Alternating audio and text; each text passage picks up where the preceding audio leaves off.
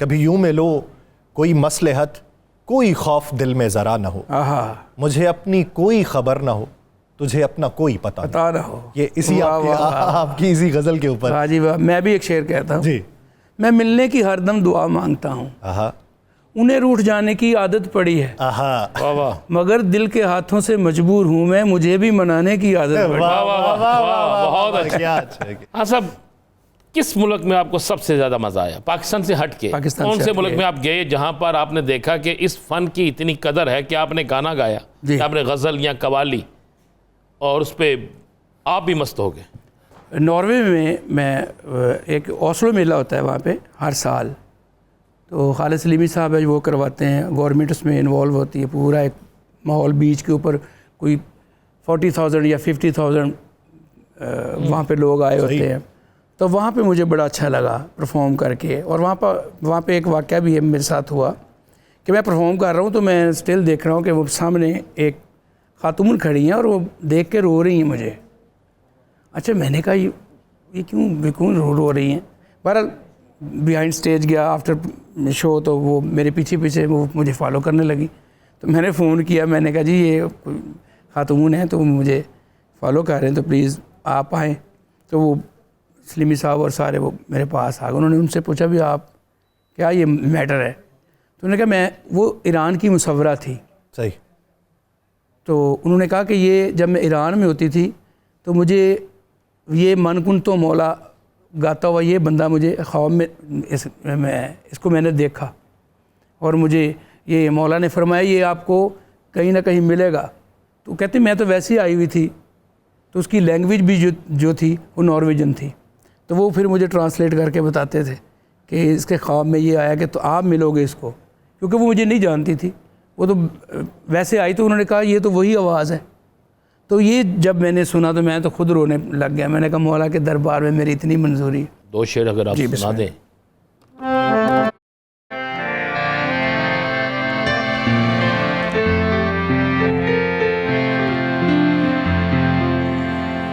अली माम वरस्तो मनम गुलाम अली, हजार जाने गिरामी फिदाए नाम अली,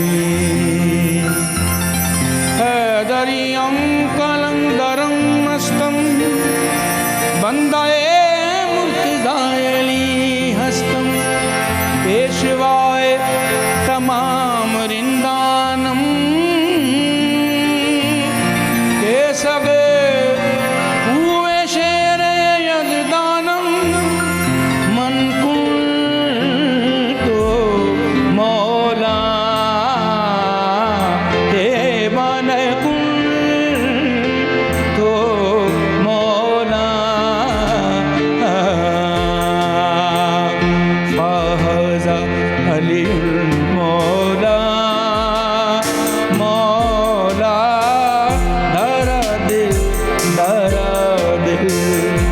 दर्दानी, हम तुम तना ना ना ना तना ना ना रे, या लाली अल्लाह, या ला रे, या लाली अल्लाह, या ला रे, या ला या ला या ला या ला या ला हे मन कुल तो मौला, मौला अली मौला।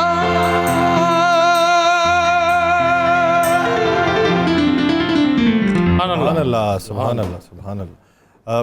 हाँ जी, आप यहाँ का म्यूज़िक और वेस्टर्न म्यूज़िक ज़मीन आसमान का फ़र्क, लेकिन बुनियादी तौर पे लय सुर वो तो हर चीज़ में आपको सुनाई देता है। बिल्कुल सही। और कहा यह जाता है कि ये दुनिया का जो वजूद है ये भी, इसमें भी कहीं ना कहीं लय और सुर तो मौजूद है, जी रिदम पे है। तो जब आपने वो 150 से ज़ायद ऑर्केस्ट्रा वालों के साथ बैठ के जेलिन हो के सिंक्रोनाइज हो के गाया, तो क्या फ़र्क था? यानी एक ज़बान का समझना आना, फिर फ़र्क बहुत ज़्यादा है यानी म्यूज़िक में जी। तो वो कैसे जेल इन हुए उनके साथ? एक तो हमारे बड़ों ने जिस तरह बताया हमें कि पूरी दुनिया में ज़ुबानें जो हैं वो मुख्तलिफ हैं, लेकिन म्यूज़िक की ज़ुबान एक है। इसमें जो लय, जो रिदम है, जिस तरह कहरवा है, दादरा है, एक 6 बीट का, एक 4 बीट का, फिर 8 का, फिर रूपक का ताल, यानी तालों के नाम हैं। तो वो उधर भी बीट, वो हम इधर इन्होंने नाम रखे हुए हैं। उन्होंने इंग्लिश में जिस तरह जैज़ है उनका म्यूज़िक, उन्होंने अपने उन बीटों के नाम रखे हुए हैं। तो एक तो ये सेम हो गया कि समझ आती है 1 2 3 4, ये समझ आती है। जिस तरह हम पीटी करते होते थे अपने स्कूल में, तो वो भी एक लय में होती थी। तो दूसरा म्यूज़िक वही है, वो रागों का फ़र्क है। हम 7 सुर इस्तेमाल करते हैं, वो 12 ही करते हैं पूरे, उनको नहीं है। उनमें ये है कि आप जिधर से मर्ज़ी कोई कुछ भी लगा ले। हमारा ये है कि हम असूल से वो बना हुआ, जो बुज़ुर्गों ने बंदिशें बनाई हुई है या रागों की रखी हुई है। लेकिन जब वो प्ले होता है तो समझ आती है कि ये इतने बीट हैं।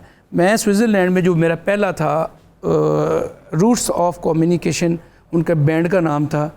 तो मुझे याद है एना क्रिस्टिंग उसकी सिंगर थी, और जैक और रॉबर्ट वो उनके म्यूजिशियन थे, एल्पॉन बजाते थे वो। तो मैं credit goes to Sadan Peerzada, Faizan Peerzada, Usman Peerzada ji, Rafi Peer theatre. तो उन्होंने मुझे पहली दफ़ा मुतारफ़ करवाया सन 2000 में भी फ्यूजन करें, जहाँ से ये मुझे फिर उन गोरों ने पिक किया और मुझे लेके गए। तो 5 साल में स्विट्ज़रलैंड में मैं जाता था एवरी ईयर, और वहाँ पे जाके उन्होंने पहला साल मुझे कहा कि ये, मैंने कहा आप मुझे अपना सुनाएं कि आपने क्या कंपोजिशनें बनाई हुई हैं। वो मुझे कंपोजिशनें सुनाते थे, मैं हारमोनियम रख के उस जायचा निकाल लेता था कि ये क्या है, ग्राउंड इसकी क्या है। मैं उसमें अपनी फिर कोई कंपोजिशन बना के फिर उनका बीट देख लेता था। तो इस तरह जब मैंने पहले परफॉर्म की, उनको बहुत पसंद आया। तो उन्होंने कहा, फिर 5 साल का एग्रीमेंट रहा मेरा, वो मुझे फिर तजर्बा होता रहा उनके साथ 5 साल का। फिर मैं नॉर्वेजन जो ग्रुप था ट्रांसजोइक के नाम से, तो एक CDB की, वो भी मैं आपको अभी सुनाऊंगा, बेवफा के नाम से एक गज़ल है, जितना हमने रो दिया है बेवफा की याद में, काश इतना रोए थे हम खुदा की याद में। तो ये हमारे बड़े आला शायर हैं SM सादिक साहब, ये उनका कलाम था। सही। तो इस तरह मुझे फिर जिस तरह बंदे को हौसला होता है, तजर्बा होता है कि मैंने इनके साथ, गोरों के साथ काम किया हुआ, तो फिर मैंने काम किया। अल्लाह पाक ने मुझे इज़्ज़त से नवाजा। उनके साथ मैंने 10 साल, हर साल जाके मैं उधर, हम पूरे यूरोप में जाते थे, स्कूल्स, यूनिवर्सिटी, और जो उनके कॉन्सर्ट होते थे वो जाके काम करते थे। उसमें मैं ये करता था कि सूफ़ीज़म के बाबुल शाह का कलाम डाल दिया, दूसरा अपना सुल्तान बाहू सरकार का, एक हमारे शायर हैं शाह हुसैन, उनका कलाम। तो इस तरह मैं अपनी कवाली को भी रिप्रेजेंट करता रहा वहाँ पे। तो वो बड़ा एक मुझे अच्छा लगा, तो बड़ी